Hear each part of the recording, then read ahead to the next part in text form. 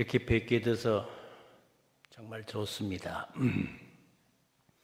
미국 장로교 한인교회 총회가 아마 한 20년 가까이 된 만에 고국에 와서 총회를 하게 돼서, 그래서 제가 벌써 나이가 86살인데 또 한국에 올 수 있는 기회가 있을까 생각 잘 안 돼서 목사님께 우리 교회를 한번 마지막으로 방문해 보고 싶다 그랬더니 오시라면서 어버이 주일입니다 그래요.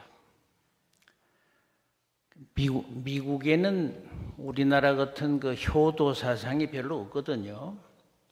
미국 놈들은 나쁜 말로 하면 다 쌍놈들이에요. 우리 아들들을 미국에서 갖다 길러놨더니 효가 뭔지 잘 모르는 것 같더라고요.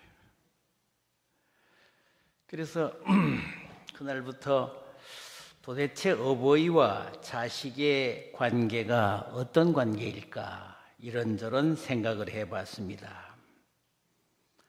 또 저도 돌이켜봤죠. 내가 효도를 했나 안 했나.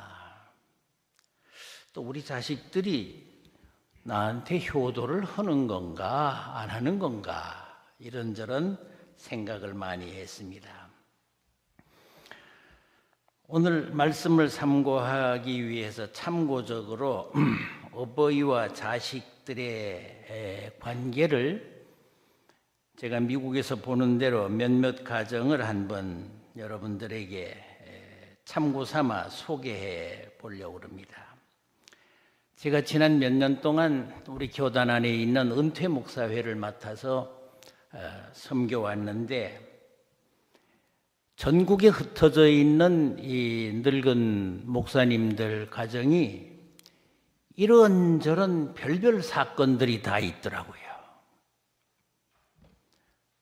먼저는 뉴욕에 있는 한 가정을 참고로 예를 들면, 제가 이제 전국에 있는 은퇴 목사님들 정보를 알아야 편지도 보내고 생일 카드도 보내고 그럴 테니까 늘 정보를 이제 파악을 해야 되거든요.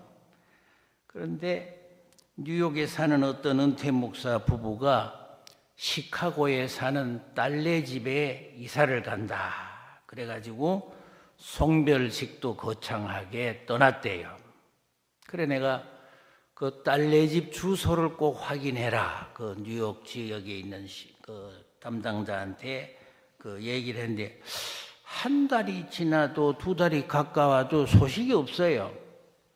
그래서 독촉을 했더니 한 달 반쯤 지나서 야야 말도 말라. 딸네 집에 갔던 놈이 도로 올라왔다 이러더라고요. 상상해 보십시오.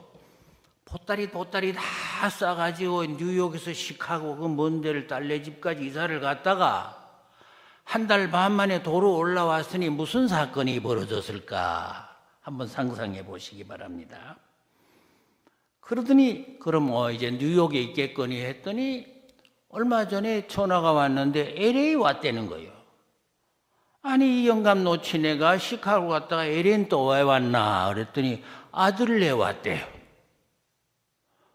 이젠 거기 사나보다 했더니 날들이 얘기가 해동되면 뉴욕으로 또 도록가야 할는지도 모르겠어.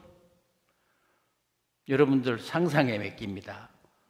딸네 갔다가 두 늙은이가 아들네 갔다가 이게 왜 왔다리 갔다리 하는 겁니까? 부모 책임인지 자식들 책임인지 그건 잘 모르겠습니다. 또 한 가정은 LA에 사는데 우리 신학교 대선배인데 지금 89살이에요. 이번에도 같이 왔다가 이제 갔는데 89살쯤 되니까 비행기를 못 탈 것 같아서 보디가드를 대동하고 이제 왔다가 갔습니다. 그 집에는 아들이 둘이 지금 아직 있는데 걔네들이 아마 한 60살, 70살 되지 않을까 생각해요. 아버지가 89살이나 되니까. 장가도 안 가고 가정도 안 꾸리고 80이 넘어 90이 가까운 엄마가 주말마다 밥에다가 한국식 반찬을 해놓으면 얼마 전 그 팬데믹 기간 동안엔 집에 들르지도 않고 문 앞에 해놓은 그것만 토요일만 되면 날름 갔다가 먹고 토요일만 되면 엄마가 해준 밥하고 반찬만 가지러 온대요. 작은 아들놈이 무슨 사업을 한답시고 아버지가 평생 목회하면서 근근히 마련해 놓은 집을 담보로 큰 돈을 대출받았는데 요새 사업이라는 게 쉽지 않습니다. 이제 무슨 일이 생기면 엄마 아빠를 길거리에 내쫓을 판이요. 그래서 우리가 가끔 만나는데 그 사모님 말씀이 난 저놈들 때문에 죽어도 눈을 못 감겠어 그래요. 이게 효도인지 불효인지 한번 상상해 보십시오. 한 얘기 하나만 더 하겠습니다. 나하고 신학교 동창생인 친구 하나가 미국에 가기 위해서 한의사 공부를 했어요. 침쟁이가 돼가지고 그 자격증을 가지고 이제 미국에 와서 LA에 제법 큰 병원을 차려 재산을 꽤 모았어요. 근데 그 침이라는 게 그 병원에 늘 가보고 느낀 건데 한국 사람은 침을 놔도 병이 잘 안 낫는데 근데 저 러시아에서 오거나 또 먼 데서 온 사람들 침만 맞으면 병이 그렇게 잘 낫는데요. 또 이상하게. 그래서 돈을 제법 모은가 했더니 3남매를 키웠는데 아들, 딸 장가 보내고 뭐 집 사주고 하느라고 그 살림 다 날아가고 지금은 딸이 아빠 아파트비 대줄라 생활비 대줄라 한 달에 몇천 불씩 이제 대고 있어요. 그 딸의 그 사위의 어머니가 하루는 화가 이만침 나가지고 영수증 봉투를 들고 나왔어요. 아들놈 앞에, 아들 며느리 앞에. 너 대학 보내고, 너 공부시키고, 하느라고 등록비 내고, 기숙사비 내주고, 용돈 주고 한 돈, 이 뭉치를 내놓으면서 하는 말이 이 아들놈아, 처갓집만 부모고 내 친애비 없는 남이냐? 글쎄 옳시다. 그 딸은 효도인지 모르겠는데 그 아들 입장에서는 그 아들네 집에서는 정말 분통 터질 일인가 봐요. 예? 처갓집만 먹여 살리고 자빠졌으니까 말이에요. 여러분들 상상해 보시기 바랍니다. 부모와 자식 관계에 참된 문화는 어떻게 돼야 진정한 효도가 될 것인가? 한 사람 얘기를 더 하려고 그러는데 그건 생략하겠습니다. 비단 그 목사님네뿐만 아니고 미국에 있는 선후배 목사들 집에 가보면 집집마다 40, 50이 넘은 암수 괴물들이 집을 나가지도 않고 집구석에서 꾸물거리고 있는 걸 많이 볼 수가 있습니다. 이 자식들이 부모 집에 같이 사니까 그게 효도인지는 모르겠어요. 얼마 전에도 내 후배네 집에 갔더니 뭐 계단으로 뭐 큰 덩어리가 하나 내려와 보니 저거 누구냐 했더니 그거 아무개 아니냐. 아들놈이 40이 넘은 놈이 집도 안 나가고 장가도 안 가고 그래 집구석에 있다니까요.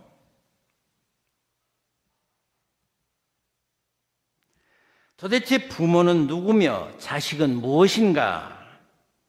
효도의 뜻은 도대체 뭘까? 말 잘 듣고 착한 자식, 부모 집에 같이 살아주면 그게 효도가 되는 건지는 잘 모르겠습니다. 자, 이런 상황을 우리가 놓고 오늘 성경 말씀을 보십시다. 성경에 보면 구약에 아브라함과 이삭과 야곱의 하나님이라 이런 표현이 많습니다. 말하자면 아버지와 아들과 손자의 하나님이라. 이 그런 대명사가 되어 있죠. 하나님의 사랑의 비밀이 도대체 어디 있는가? 오늘 요한 1서에는 사랑하지 아니하는 자는 하나님을 알지 못하나니 이는 하나님은 사랑이심이라 그렇게 말씀합니다.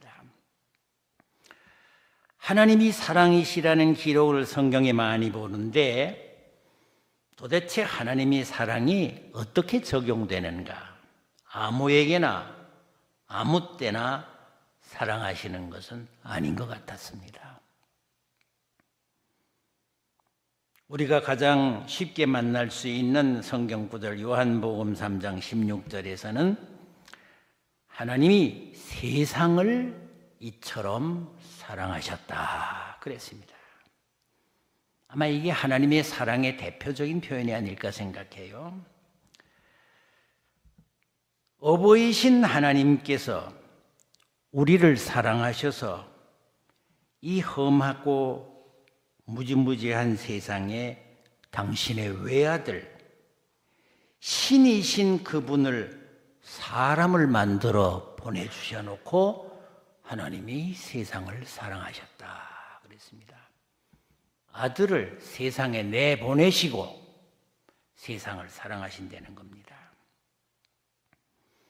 우리는 십자가 위에 돌아가신 주님의 절규를 듣습니다. 이게 가능한 일인가? 아마 어떤 종교에서도 찾아볼 수 없는 사건일 것입니다. 그분은 우리에게 우리가 살아갈 세상에 하나밖에 없는 문이라고 성경은 말합니다. 우리가 들어갈 수 있는 사랑의 문, 요한복음 10장 9절에 내가 문이니 누구든지 나로 말미암아 들어가면 구원을 받고 또 들어가며 나오며 꼴을 얻으리라. 오직 하나의 문, 그리스도 예수님 뿐이라는 것입니다. 이 문을 잃어버리면 하나님의 사랑을 잃어버린 세상의 가장 큰 비극이 될 것입니다.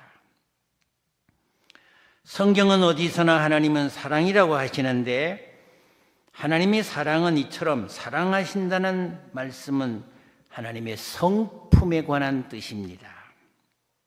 인자하신 분이기 때문에 인간의 불의를 보시면서도 오래 참으신다고 하십니다. 로마서 9장 22절에 보면 하나님이 멸하기로 준비된 진노의 그릇을 오래 참으심으로 관용하신다. 사도 바울의 표현입니다. 신명기 저자는 28장에서 네가 들어가도 저주를 받고 나가도 저주를 받으리라.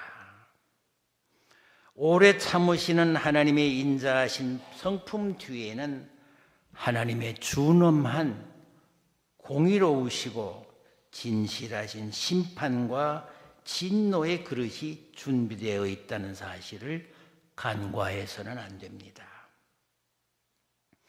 하나님을 오해하는 사람들 중에는 지옥은 없다 이렇게 얘기하는 사람이 있어요. 사랑의 하나님이 어떻게 사람이 세상에서 좀 잘못했다고 지옥불에다 집어넣고 지글지글 타는 거 그거 즐기고 있겠냐? 하나님은 그런 분이 아니라 이런 주장을 하는 사람도 더러는 있습니다마는 하나님은 사랑이시지만 동시에 공의로우신 분임을 잊어서는 안 됩니다. 자, 두 번째 하나님의 사랑의 표현이 어디 있나 봤더니 이는 내 사랑하는 아들이라.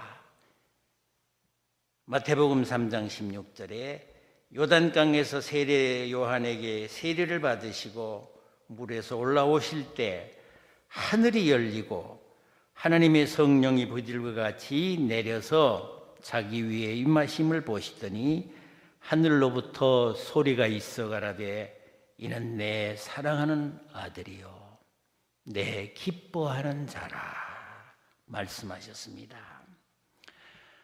하나님은 하나님이 사랑하시는 외아들 예수님을 하늘 하나님의 품을 떠나서 세상에 오시게 하시고 십자가를 지고 죽음을 겪게 하셨습니다. 그 사건으로 우리 모든 인류는 죄에서부터 구원을 얻습니다. 누구나 예수님의 이름을 부르고 믿음으로 그 안에 있으면 심판을 받지 않고 구원해 주신답니다. 예수님께서 십자가 위에서 하나님의 공의를 완성하심으로 우리가 누리는 이 구원은 온전히 은혜임을 알아야 합니다. 우리가 누리는 이 놀라운 구원의 은혜는 하나님이 아들을 사랑하시는 그 하나님 사랑의 선물입니다. 이런 하나님의 아들이 전 세계에 하나님께서 그 아들을 하늘나라에 붙잡아 두시지 않고 이 험한 세상에 내려보내셔 아까도 얘기한 대로 예수님 십자가 위에서 이렇게 부르짖습니다. 엘리 엘리 라마 사막다니, 하나님 어찌하여 나를 버리시나이까. 여기 비밀이 있어요. 하나님의 사랑이 아들을 버리심으로 성취된다는 사실.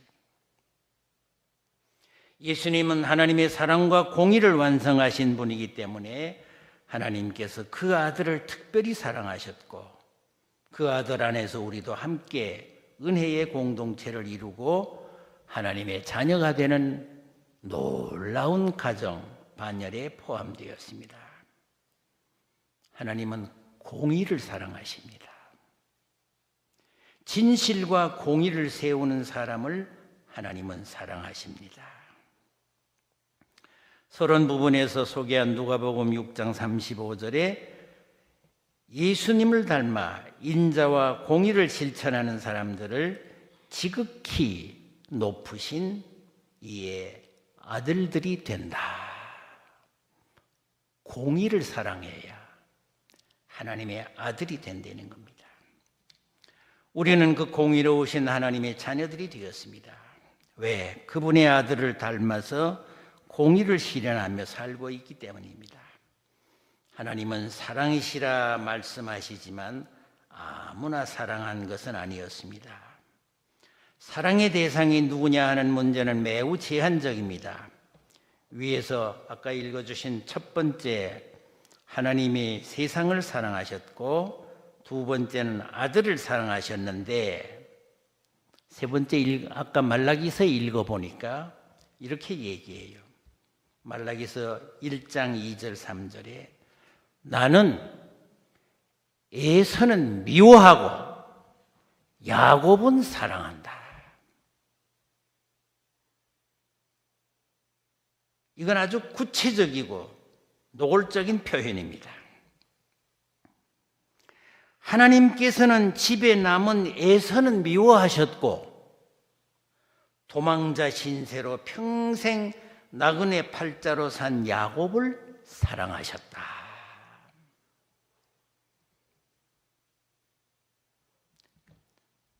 근데 이 성경을 우리 구약을 보면 에서가 미워할 짓만 하더라고요. 여러분들 기억하시죠? 모세가 애굽을 탈출해서 60만 명을 거느리고 지금 하나님이 약속한 땅으로 돌아와야 되는데 그 길이 그렇게 멀지 않습니다. 아마 우리 한국 니스로는 여기서 부산 가기만 할까? 미국 마일로 한 200마일 가까이 되니까 아마 360km 정도. 자동차로는 한 5시간 정도 가면 되는 길이고 뭐 많은 군중에 애들 데리고 걸어가야 하니까 하루 한 6, 7마일씩 걷는다면 우리 집사람은 요새 건강을 위해서 걷는데 하루 한 10마일 가까이 걷는 것 같더라고요. 많이 걸어요. 근데 한 6, 7마일씩만 걸어도 한 달 정도면 도착할 수 있는 거리를 민수기 20장에 보면 모세가 에돔 왕에게, 에돔이 바로 에서의 후예들이 사는 동네입니다. 우리가 그냥 지나만 갈 테니 길을 좀 열어다고 했더니 이 에서의 후손들이 칼을 들고 오면 다 배 죽이겠다는 거예요. 그래서 그 올 길로 못 오고 방향을 돌려서 광야로 들어가서 헤매다 보니까 한 며칠이면 올 길을 40년이 걸렸습니다. 그게 에서가 한 짓이에요. 에서네가 한 짓이요. 자기 동생네 후손들이 오는데 형의 후손들이 칼을 들고 길을 막았습니다.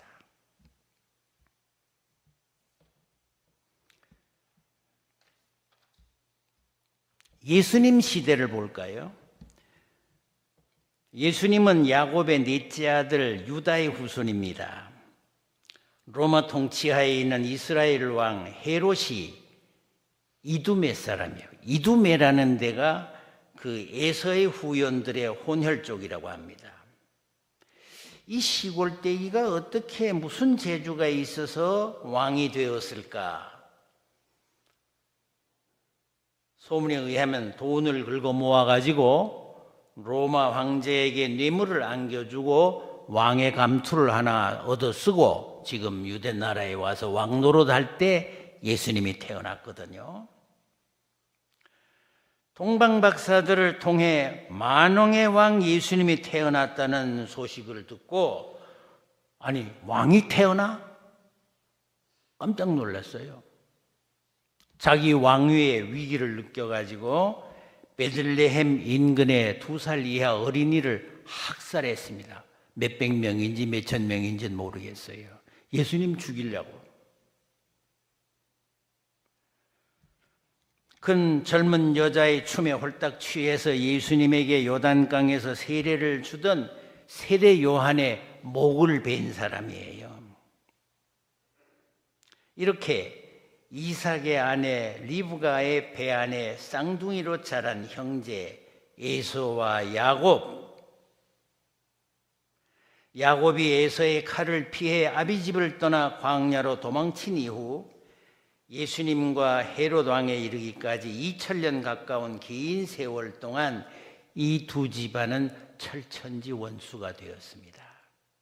하나님께서 에서는 미워하고 야곱은 사랑한다는 말씀의 비밀이 거기에 있습니다.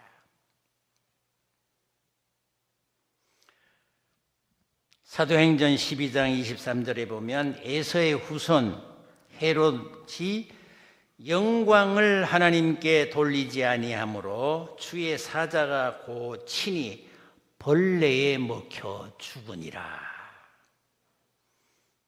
하나님은 사랑이시지만 미운 놈은 확실히 징벌하십니다. 세상에 여러 가지 죽을 병이 있지만 헤롯은 벌레에 먹혀 죽었다고 그랬습니다. 하나님은 오래 참으십니다. 그러나 영원히 참으시는 분은 아닌 것 같습니다. 하나님의 공의와 인자를 등지고 무고한 어린아이들을 참살하며 의로운 요한의 목을 벤 불의한 에서의 마지막 핏줄 헤롯은 그렇게 막을 내렸습니다. 자, 오늘 제가 이런저런 얘기를 했는데 문제의 핵심이 뭔가? 에서와 야곱의 할아버지 아브라함은 재물이 많았습니다. 이삭도 부자라고 그랬습니다. 에서는 부자, 요즘 말로 하면 재벌, 할아버지와 아버지의 재산을 물려받아 재벌 2세로 사는데 만족했던 것 같아요. 풍요로움이 그의 인생관이었습니다. 재물을 사랑하는 사람에게 그 재물 이외의 중요한 가치에 대해서는 별로 관심이 없습니다. 야곱이 하나님의 축복을 받고 떠나기 전 어느 날 사냥터에서 돌아와 고픈 배를 채우기 위해 죽 한 그릇에 장자의 권리를 팔아버렸습니다. 장자의 권리가 유대인들에겐 대단히 중요한 위치입니다. 귀중한 축복의 기회를 팔아버린 거예요. 이렇게 재물의 눈이 어두워지면 절대로 하나님의 공의를 실현할 수가 없는 법입니다. 요즘 한국의 사회가 어떻습니까? 과연 하나님의 공의를 실천하는가? 정치건, 사회건, 교회건. 제가 요즘 한국에 와서 느끼는 게 하나 있는데, 거짓말이 아주 뼛속까지 스민 것 같아요. 길을 가다 보면 경찰차가 서 있더라고요. 그래 지나가고 보면 그거 자동차가 아니야, 만들어 가지고 놓고 경찰인 것처럼 그래요. 그러니까 생각하는 게 거짓말. 터널을 지나가다 경찰이 불을 흔들어서 아이고 경찰이 터널 속에다 있나 봤더니 경찰이 아니에요. 그 거짓말로 그 기계가 돌아가는 것 같더라고요. 무슨 과자 한 봉지를 사도 포장은 근사해. 열어보면 속은 몇 개 없어요. 어제도 우리 김순옥 권사가 무슨 과자 봉지를 하나 사줬는데 열어보니까 포장은 근사한데 속에는 무슨 몇 개 대충 이어놓고, 아마 이게 거짓말이 뼛속까지 스쳤나 보다. 예? 제가 아플 때 의사가 운동하라고 그래가지고 이제 골프장을 좀 댕겨 골프를 재밌게 보는데, 한국의 여자 골퍼들이 알까기를 잘한다며요. 지 볼을 잃어버리면 살짝 다른 볼을 내려놓고 쳤다고 2년 자격정지 받은 아이도 있고, 또 어떤 남자아이는 골프장에서 뭘 속여가지고 5천만 원 벌금 내고, 이게 애들까지 거짓말이 뼛속까지 스며 있는 게 아닌가. 여러분, 웃을 일이 아닙니다. 한국에 교회가 있고 1,000만 넘는 성도가 있다고 그랬는데 아직도 이 거짓말 문화를 벗어나지 못한다면 이거 심각한 문제라고 생각해요. 하나님은 어떤 분이신가? 실천하는 신앙인 도산한 장로 선생님은 죽더라도 거짓은 저지르지 말자. 뼛속까지 스며든 거짓의 뿌리를 뽑지 않으면 나라가 망한다고 말씀하셨습니다. 공정과 정의가 무너지고 거짓과 음모가 난무하는 에서의 사회는 하나님의 진노를 피할 수가 없는 겁니다. 재산을 물려받으며 집단 이기주의와 탐욕의 우상에서 헤어나지 못하는 사회는 망할 수밖에 없습니다. 그것이 하나님의 사랑이 보여주는 진실입니다. 미국을 비롯한 오늘의 교회조차도 이런 에서의 인생관을 따르는 신앙운동이 있습니다. 미국에서는 신사도 사상이라고 그래요. New Apostle Movement. 또 웰빙 신앙을 추구하는 교회가 많은 것 같습니다. 예수만 믿으면 잘 먹고 잘 산다. 예수만 믿으면 다 그냥 된다고 가르치는데 내가 보기에는 잘못된 가르침 같습니다. 여러분, 야곱은 달랐습니다. 그 모든 것, 할아버지와 아버지로부터 물려받을 재산을 다 버리고 오직 하나님의 언약만을 믿고 천사들이 하늘에 오르락내리락 하는 사다리 꿈을 따라 나그네의 삶을 선택했습니다. 험한 광야에 돌을 베개하고 잠을 자는 신세였고 부모의 품을 떠나 홀로 서기 위해서 험한 광야로 떠나야만 했습니다. 야곱은 머나 먼 길 홀로 정처 없이 걸어서 가야만 하는 처량한 신세였습니다. 힘들게 찾아간 외삼촌네 집에서 일꾼으로 20년 가까이 살고 있는데 외삼촌의 속임수에 걸려서 사기 결혼을 당하는 듯 순탄치 않은 외로운 삶이었지만 평생 평생을 그 나그네 인생길에서 오직 하나님의 약속과 그 언약의 인생을 걸고 살았습니다. 그에게는 오직 하나님뿐이었습니다. 그것이 야곱의 인생입니다. 여러분, 그 길은 단순한 야곱의 길만이 아닙니다. 할아버지이신 아브라함이 살아간 길이었고 또한 야곱 스스로 택한 길이었습니다.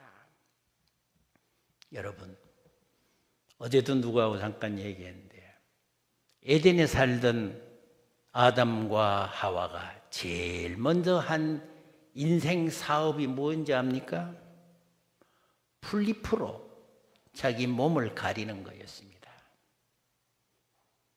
이 가린다는 말이 우리 김 목사님이 더 잘 아시겠지만은 그게 문화라는 뜻입니다.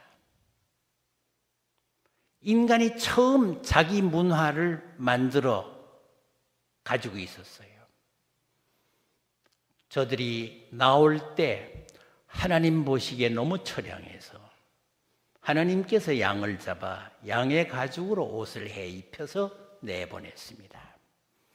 인간이 최초로 세상에 나올 때 문화의 옷을 하나님이 지어준 문화의 옷을 입고 나왔습니다.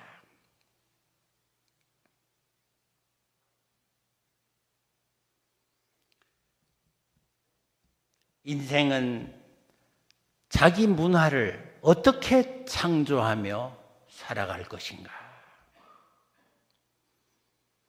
옛날 문화적 관습에 안일하게 안주해서 사는 것이 진정한 효도가 될 것인가? 옛 관습, 옛 풍속을 과감히 떨쳐버리고 새로운 세계를 개척하며 나아가는 것이 인생의 삶이요 효도의 길이라고 생각합니다. 그것이 하나님이 사랑하시는 자녀들의 삶입니다. 결혼이 뭡니까? 에베소 5장 31절에 부모를 떠나 아내와 합하여, 제일 처음에 제가 예를 든 몇몇 가정들을 보면 그게 잘 안 돼요. 부모를 떠나 아내와 합하여 드디어 새로운 문화를 만들기 시작하는 것이 효도의 길입니다.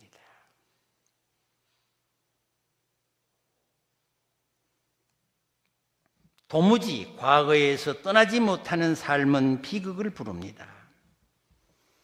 내가 소속한 교단 안에 몇몇 선배들과 친구들이 목회를 잘해서 교회를 크게 부흥시켰습니다.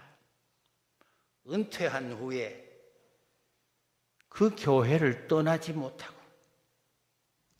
주저앉아서 원로 목사가 요 제일 앞에 앉아서 후임 목사가 마땅치 않은 눈총으로 올려다 보니까 하와이에 있는 우리 어느 선배 목사의 교회는 연세대학에서 모셔간 후임자가 그걸 못 견뎌서 스트로크에 걸려서 쓰러졌어요. 못 떠나. 내가 오늘 물어보니까 우리 김용민 목사는 나야 뭐 원로 목사 자격도 없지만은 그래도 교회 안 나고 저 딴 데 나가 다녀. 그거 잘하는 거예요. 그거 앉아서 괴롭히는 거 한 방 혼내야 돼요. 떠날 줄 알아야 돼.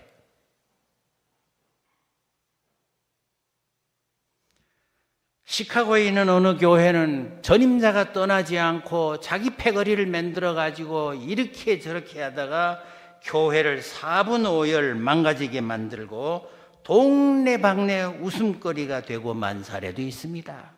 이게 떠나지 못하면 이게 큰 문제예요. 떠날 줄 알아야 돼요. 버릴 것은 버리고 떠날 때가 되면 떠나는 것이 하나님의 사랑을 따라 소망으로 사는 의로운 길인 줄을 압니다. 저희 집사람은 날들어 맨날 뒷발질만 하고 도망친다고 나무래. 이천동 교회도 있다가 조금 수틀려서 그만 제가 뒷발질하고 갔더니 원로 목사도 못 되고 이렇게 늙음하게 찾아왔습니다. 미국에서도 그랬어요. 그랬더니 하나님이 살려주시더라고요. 제가 미국 가 목회를 하는데 예배당을 지을 수밖에 없는 상황이 돼서 예배당을 지으려고 모아놓은 돈에 또 총해서 뭐 융자까지 해서 돈이 몇백만 불이 있었는데 어느 날 장 보러 갔더니 내 카드가 거절당하는 거예요. 아니 생활비를 받아야 온 지가 며칠도 안 되는데 이게 어떻게 됐나. 앞에 책방에 가서 책을 샀는데 또 이게 카드가 디클라인 되는 거예요. 이게 수상하다. 밤에 와 그때 회의 때문에 이제 뭐 갔는데 컴퓨터를 열어보니까 아니 웬일이요. 교회에서 내게 준 수표가 그게 부도 수표가 됐어요. 아니 교회에 둔 지금 돈이 몇백만 불이 있는데 왜 내 수표가 되나. 수상해. 만일 한국 사람들끼리 어물어물하는 교회였으면 그 돈 잃어버렸어요. 회계장로가 교회 어카운트를 클로스하고 모든 돈을 자기 비즈니스 어카운트에다 매달아놨어요. 그 전력이 좀 있는 사람이었어. 그런 돈, 교회 돈 훔쳐먹는 그 전과 아주 말하자면 상습범이었어. 제가 소속한 노회가 미국 노회였으니까 밤에 미국 노회 총무한테 전화를 했어요. 우리 교회 어카운트를 좀 살펴봐라. 미국 장로교회는 참 셉니다. 딱 들어가면 야, 너 교회 돈 다 도망갔는데 어디가 있냐? 빨리 올라오라는 거예요. 그래 이튿날 아침에 은행에 가니까 은행장 사무실이 완전히 노회 임원회가 열렸더라고요. 돈은 다 찾아놨다. 빨리 전화를 하라는 거예요. 어딜? 경찰한테 전화해서 장로를 잡아가야지. 아니 조그마한 동네에 목사가 장로를 또 경찰에 잡아 넣었다 그러면 이게 뭐 내가 일일이 되면 저놈이 도둑놈이요 말할 수도 없고 이 큰일이요. 돈 찾았으니까 경찰은 하지 말자. 그래서 노회 재판부가 설치가 돼가지고 서기장로, 회계장로 다 살림살이 가지고 와 해가지고 너희들 돈을 이렇게 했냐? 아웃.